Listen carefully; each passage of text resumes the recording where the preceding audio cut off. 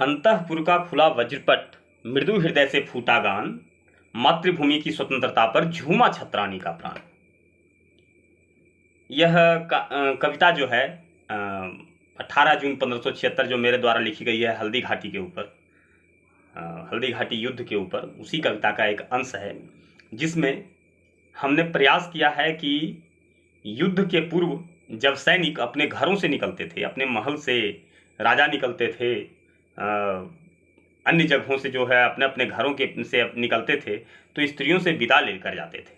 ऐसे में स्त्रियों की क्या दशा रहती होगी, उनकी मनोदिशा पर एक प्रकाश डालने का कोशिश किया है। क्योंकि घर के पुरुष जब युद्ध में जा रहे हैं तो स्थितियां क्या बनती है। इतने भीषण युद्ध में जाने का मतलब, जहां मृत्यु का खुला एकदम रण क्षेत्र बना रहता है, मृत्यु जगह जगह पर वरण करती है, वैसे जगह पर भेज रही हैं, तो उनकी हृदय पर ऐसी बातें क्या क्या स्थितियां बीतती होंगी, जो बताने का प्रयास किया। वैसे तो राजस्थान या जो है जिस जगह की ये कविता है मेवाड़, वहाँ का तो कण कण जो है पूजनीय है और कहा नहीं जा सकता है। स्त्रियों ने वहाँ जितने जौहर किए हैं, शायद ही किसी विश्व के इतिहास में इतने बड़े बड़े जौहरों का वर्णन होता होगा। क्या होता था, किस तरह की मनोदशा थी, आइए हम देखते हैं। अंतःपुर का खुला वज्रपट, मृदु हृदय से फूटा गान, मातृभूमि की स्वतंत्रता पर झूमा छतरानी का प्राण। दीपों में नवनीत भरे हैं कुमकुम केसर थाल, बामा के हाथों में सुरभित कमल पुष्प की माल। अच्छत चंदन तिलक सजाती, अच्छत चंदन तिलक सजाती वह प्रियतम के भाल, और ठिठोली में छूती है नरनाहर के गाल। वो जो है गीत गा रही हैं, विदा दे रही हैं, आरती उतार रही हैं, कमल के पुष्प की मालाएं पहना रही हैं, और फिर कह रही हैं, जाओ रन को हे रणधीर। बांध रही केसरिया सिर पर जिसमें प्राण बुना था, तरुणाई की अंगड़ाई में जिसने विहल किया था, आना लेकर विजय विभूति बैठूंगी मैं राह जोहती, जौहर की ड्योढ़ी झांकूंगी, जाओ रन को हे रणधीर। यह अखंड केसरिया रखना, कहती हैं कि यह अखंड केसरिया रखना। केसरिया एक साफा होता है जो महिलाएं अपने पुरुष को केसरिया करने के जाने के पूर्व जो है देती हैं, बांधती हैं, और या फिर जो है उनको उसे सर पर या कमर में बांधा जाता है, और उसे लेकर वह वचन होता है कि युद्ध में जाओ और विजय होकर आओ।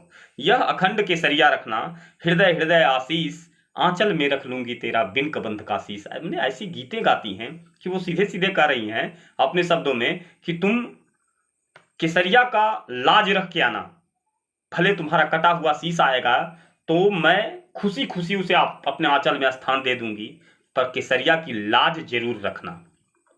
हार रही हूं, वार रही हूं, खांडे को चुमकार रही हूं, केसरिया वरदान पहनना, कुंडल कवच प्रवीर, जाओ रण को हे रणधीर।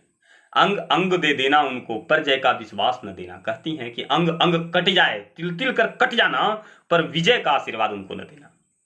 हार कर मत आना। मेरे सब फिर है कि मेरे सब श्रृंगार तुम्हारे पांव की जंजीर, फेंक रही हूं फिर पहनूंगी तेरे हाथों वीर, जाओ रन को हे रणधीर, जाओ रन को हे रणधीर। ये मतलब मेरे सब श्रृंगार तुम्हारे पांव की जंजीर। वो कहती हैं कि तुम जा रहे हो तो जाने के बाद मैं कोई श्रृंगार नहीं करूंगी, इसका आश्वासन देती हैं, और कहती हैं कि जब तुम आओगे तो फिर पहन लेंगे। और ये सचमुच ये बड़ी दीगर बात है। ये आज के समय में अप्रासंगिक जैसा लगता होगा, आज का तो माहौल ही कुछ बदला बदला हुआ सा रहता है।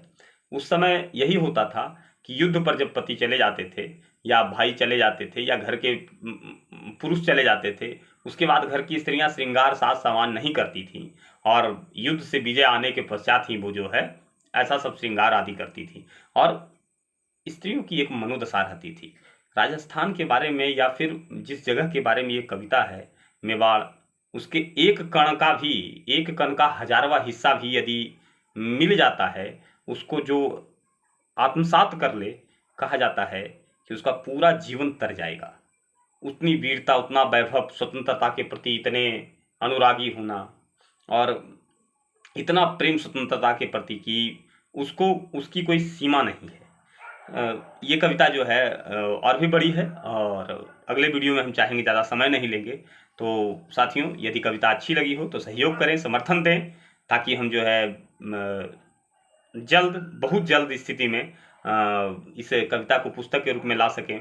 हमारे साथियों ने बहुत सहयोग दिया है, बहुत कुछ कहा है, आज भी बहुत सारे साथी हमसे मिले या फ़ोन पर बात भी करते हैं, तो उन्होंने कहा कि हाँ, बहुत अच्छा चल रहा है। और बहुत बहुत आभार ऐसे लोगों का जिन्होंने हमारे चैनल को सब्सक्राइब किया, और काफ़ी अच्छी संख्या है। पिछले एक वीडियो में लगभग 500 के आसपास लाइक आ गए, या जो 500 के आसपास व्यू आए हैं, ये अच्छी बात है। और मुझे लगता था कि इतना ज़्यादा व्यू नहीं हो पाएगा, लेकिन हुआ है। धन्यवाद सभी साथियों का। अगली कविता के लिए, अगली कविता में मैं आपसे आपके समक्ष उपस्थित होऊंगा, प्रयास करूंगा कि और बेहतर तरीके से आपके समक्ष रख सकूं। धन्यवाद। Thank you. जय श्री राम।